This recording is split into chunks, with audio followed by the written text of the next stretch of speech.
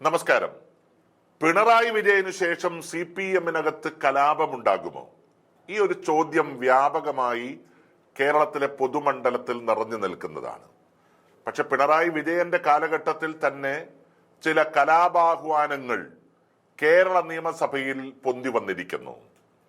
ഏറ്റവും ഒടുവിൽ ഉണ്ടായിരിക്കുന്ന ഒരു സംഗതി ഇതിനകം നിങ്ങൾ എല്ലാവരും അറിഞ്ഞിട്ടുള്ളതാണ്. അതായത് കേരള നിയമസഭാ സ്പീക്കർ ശ്രീ A.N. ഷംസീറും മലപ്പുറം ജില്ലയിൽ നിന്നുള്ള MLA-യും മുൻ മന്ത്രിയുമായ KT ജലീലും തമ്മിലുള്ള അസ്വാരസ്യം, അതിന്റെ വീഡിയോ, അതെല്ലാം മീഡിയ ഗ്രാമം തന്നെ ഇതിനകം നിങ്ങളെ കാണിച്ചതാണ്.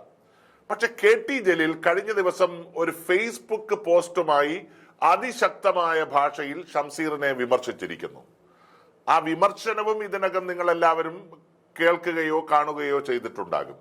പക്ഷെ അതിനകത്ത് ഏറ്റവും അവസാനം എഴുതിയിരിക്കുന്ന ഒരു വാചകമുണ്ട്.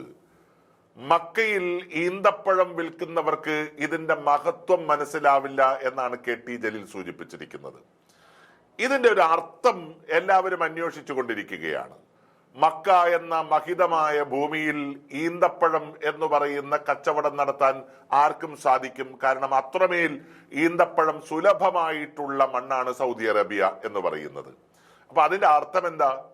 ഷംസീറിനെ പോലുള്ള ഒരാൾ CPM-ന്റെ പെരുംകോട്ടയായ തലശ്ശേരി പോലുള്ള മണ്ഡലത്തിൽ നിന്ന് വിജയിച്ചു വരുമ്പോ, ഏത് പുൽക്കൊടി നാമ്പ് മത്സരിച്ചാലും വലിയ ഭൂരിപക്ഷത്തിന് വിജയിക്കുന്ന ഒരു മണ്ഡലത്തിൽ നിന്ന് മത്സരിച്ച് വിജയിച്ചു വരുന്ന ഷംസീറിന് ലീഗിന്റെ പെരുംകോട്ടയായിട്ടുള്ള ഐക്യജനാധിപത്യ മുന്നണിയുടെ പെരുംകോട്ടയായിട്ടുള്ള മലപ്പുറം ജില്ലയിലെ ഒരു മണ്ഡലത്തിൽ നിന്ന് വിജയിച്ചു വരുന്നവന്റെ ഉശിര് എന്താണ് എന്ന് തിരിച്ചറിയാൻ സാധിക്കില്ല എന്നാണ് KT ജലീൽ ഉദ്ദേശിച്ചിരിക്കുന്നത്. സ്വാഭാവികമായും കേരളത്തിന്റെ നിയമസഭാ സ്പീക്കർക്കെതിരെ ഏതെങ്കിലും രീതിയിലുള്ള വിദ്വേഷ പ്രസംഗങ്ങളോ വാക്കുകളോ പ്രയോഗിക്കുന്നതിൽ പ്രതിപക്ഷം പോലും മിതത്വം കാണിക്കുന്ന ഒരു ഘട്ടത്തിലാണ് CPM-ന്റെ സന്തത സഹചാരിയായി നിൽക്കുന്ന ഒരാൾ, നേരത്തെ മന്ത്രിയായിട്ടുള്ള ഒരാൾ, സ്പീക്കറിനെ തലങ്ങും വിലങ്ങും ആക്രമിക്കാൻ ഇങ്ങനെ ഒരു ഫേസ്ബുക്ക് പോസ്റ്റുമായി രംഗത്ത് വന്നിട്ടുള്ളത്. സ്വാഭാവികമായിട്ടും CPM-ന് ഈ കാര്യത്തിൽ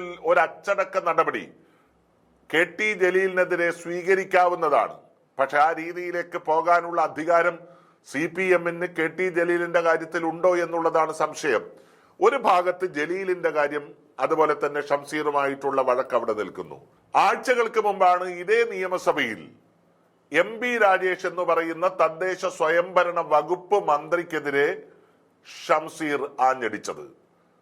അന്ന് രാജേഷ് അപമാനം കൊണ്ട് തലതാഴ്ത്തി നിയമസഭയിൽ ഇരിക്കുന്ന കാഴ്ച നമ്മൾ കണ്ടു. കേരളത്തിൽ പലപ്പോഴും മുഖ്യമന്ത്രിയെക്കാളും കൂടുതൽ അധികാരവും പദവിയുമുണ്ട് എന്ന് ചിന്തിക്കുന്ന ഒരു മനുഷ്യനാണ് MP രാജേഷ്. അദ്ദേഹം നിയമസഭയിൽ നടത്തുന്ന പല പ്രസംഗങ്ങളും ആധികാരികമാണെന്ന് സ്വയം അദ്ദേഹം ചിന്തിക്കാറുണ്ട്. പക്ഷേ എല്ലാ വിഷയങ്ങളും വളരെ കാർക്കശ്യത്തോടുകൂടി പഠിച്ച് നിയമസഭയിലെത്തി പ്രതിപക്ഷത്തെ കശക്കി എറിയുന്ന പ്രതിപക്ഷ നേതാവിന്റെ മുമ്പിൽ എല്ലാം തകർന്ന് തരിപ്പണമായിരിക്കുന്ന രാജേഷിനെയാണ് നമ്മൾ പലപ്പോഴും കണ്ടിട്ടുള്ളത്. ഈ രാജേഷും ഷംസീറും തമ്മിൽ വ്യക്തിപരമായിട്ട് അത്ര നല്ല അടുപ്പത്തിലല്ല. ഷംസീറും KT ജലീലും തമ്മിൽ അത്ര വലിയ അടുപ്പത്തിലല്ല. എല്ലാത്തിനും കാരണമുണ്ട്. കാരണം കേരളത്തിൽ ഇടതുപക്ഷ ജനാധിപത്യ മുന്നണിയുടെ ഒരു ഭരണം നിലനിൽക്കുമ്പോൾ അതിനകത്ത് ഒരു മന്ത്രിയായി കാണാൻ ഏറ്റവും കൂടുതൽ സ്വയം ആഗ്രഹിച്ച വ്യക്തിയാണ് ഷംസീർ. പക്ഷേ അദ്ദേഹത്തിന്റെ ഒരു ഘട്ടത്തിൽ KT ജലീൽ അത് തട്ടിക്കൊണ്ടുപോയി, മറ്റൊരു ഘട്ടത്തിൽ ശ്രീ MP രാജേഷ് തട്ടിക്കൊണ്ടുപോയി.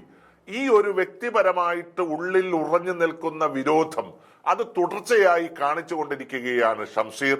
സത്യത്തിൽ കേരളത്തിൽ പ്രതിപക്ഷത്തിനേക്കാളും വലിയ തലവേദനയായി ഭരണപക്ഷത്തിന് ഇപ്പോൾ മാറിയിരിക്കുന്നത് ഷംസീറാണ്. വരും നാളുകളിൽ CPM-നകത്തുണ്ടാകാൻ വേണ്ടി പോകുന്ന വലിയ കലാപാഹ്വാനത്തിന് തുടക്കം കുറിക്കുകയാണ് കേരള നിയമസഭയിൽ സ്പീക്കർ A.N. ഷംസീർ.